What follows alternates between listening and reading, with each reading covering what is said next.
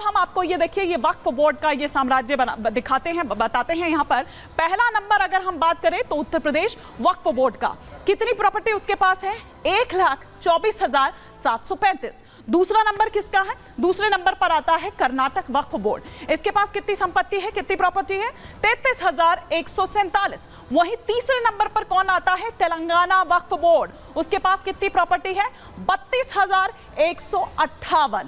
तो ये पूरा साम्राज्य पहले नंबर पर आता है उत्तर प्रदेश वक्फ बोर्ड की अगर हम बात करें।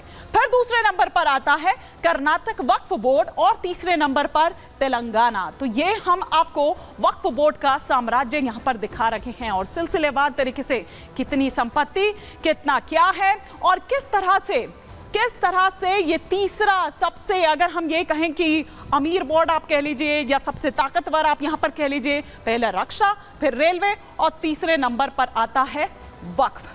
अब आइए हम आपको यहां पर कुछ और जानकारी यहां पर देते हैं कि जमीनों पर कब्जा कैसे होता है। कब्रिस्तान की घेराबंदी की जाती है, अवैध मज़ारें जो होती हैं, नई मस्जिदें फिर बनाई जाती हैं, फिर आसपास की जो जमीन है धीरे धीरे कर उन पर भी कब्जा कर लिया जाता है। मतलब धीरे धीरे शुरू होता है। पहले कब्रिस्तान को आप देखिए कि वो जो जगह है उसकी घेराबंदी की जाती है, फिर किस तरह से मज़ारें वहाँ पर हो, फिर जो नई मस्जिदें वहाँ पर हैं वो बनाई जाती है और फिर आसपास की भी उसके नाम पर जो ज़मीनें हैं उसको एक्वायर कर लिया जाता है। तो कुछ इस तरह से काम करता है जो वक्फ, कब्जा जो है वो इस तरह से काम किया जाता है। अब आइए आपको एक और ग्राफिक्स के जरिए हम समझाते हैं कि किस तरह से उसकी क्या क्या कितनी जो चल अचल संपत्ति है उसका हम यहाँ पर आपको पूरा एक ब्यौरा जो है वो वहाँ पर देते हैं। ये वक्फ बोर्ड की जो अचल संपत्ति है उसका ब्यौरा है, वो ग्राफिक्स के जरिए हम आपको समझाने की यहाँ पर कोशिश करते हैं। किसका कितना, यहाँ पर कितना पोर्शन जो है, कितना जो उसके हिस्से में है वो दरअसल आता है। तो एक बार ग्राफिक्स अगर आप फायर करें तो हम यहाँ पर बताते हैं कि कितना वो स्कूल के लिए है, कितना कब्रिस्तान के लिए है और कितना यहाँ पर देखिए। सबसे पहले हम स्कूल से चलते हैं। 2093 अगर हम बात करें तो यहाँ स्कूल की प्रॉपर्टी, वहीं अगर हम कब्रिस्तान की बात करें, हम बता रहे थे कि किस तरह से उसकी घेराबंदी की जाती है। अब यहाँ आप देखिए प्रॉपर्टी कितनी, 15,07,516। वहीं खेती की जमीन की अगर हम बात करें तो 1,40,781। मकानों की अगर बात करें 92,505। वहीं मदरसों की बात करें तो 14 लाख 8 आप यहां पर ये देखिए जो मदरसे की है। मस्जिदों की अगर हम बात करें तो 1,19,200 यहां जो उसकी संपत्ति है, यहां जो उसकी प्रॉपर्टी है। दुकानें अलग हैं, दुकानों की अगर बात करें तो उसका 1,13,187। ये पूरा संपत्ति का ब्यौरा है कि इतना उसके पास पूरा ये संपत्ति है, ये प्रॉपर्टी है वक्फ की और ये अचल संपत्ति का ब्यौरा हम यहां पर आपको दे रहे थे। लेकिन आइए आपको बताते हैं, देखिए यही बात जब आज विपक्ष अपनी बात रख रहा था, जब इस पर बहस हो रही थी सदन में, तब किरण रिजिजू ने ये कहा कि ये कोई पहली बार नहीं हो रहा है बल्कि इससे पहले भी बदलाव हुए हैं। और ये बदलाव कब कब हुए हैं, आइए सिलसिलेवार तरीके से हम आपको ये दिखाते हैं कि वक्फ बोर्ड कानून में कब कब ये बदलाव हुए हैं। सबसे पहला वक्फ बोर्ड का जो गठन है वो हम आपको बता रहे हैं 1954 में हुआ। किसने बनाया? ये जवाहरलाल नेहरू ने इसे बनाया था। अब बात करते हैं 1995 की। ये इसमें जब पहला संशोधन होता है, किसने किया? नरसिम्हा राव ने पहला संशोधन 1995 में इसमें किया था।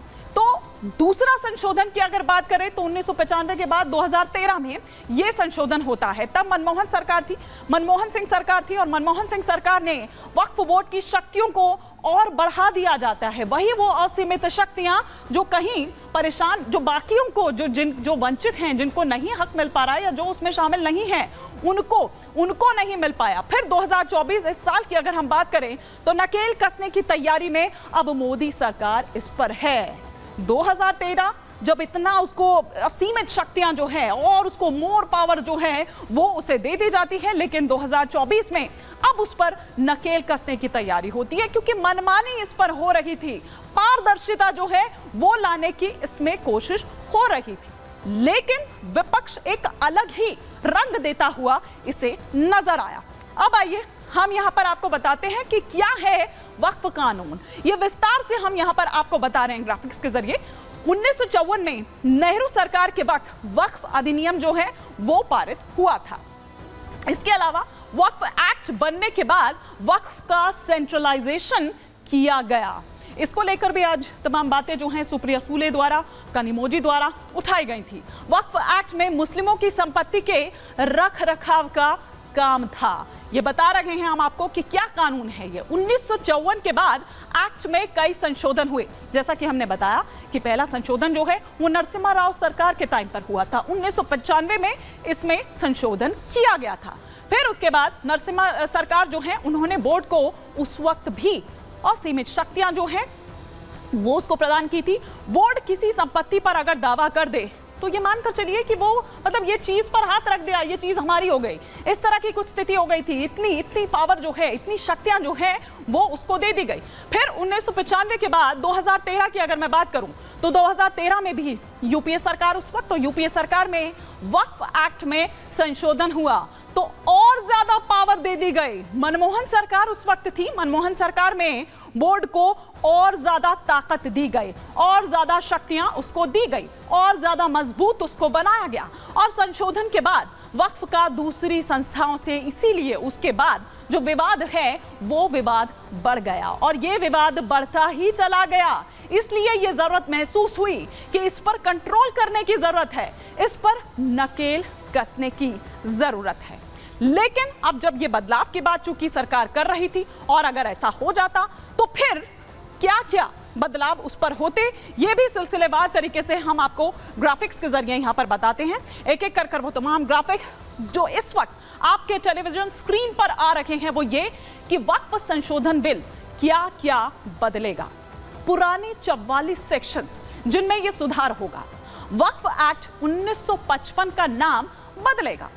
महिलाओं को भी इसमें जगह मिलेगी जो कि पहले नहीं मिलती थी। सेक्शन 40 की अगर बात करें तो वो खत्म होगा।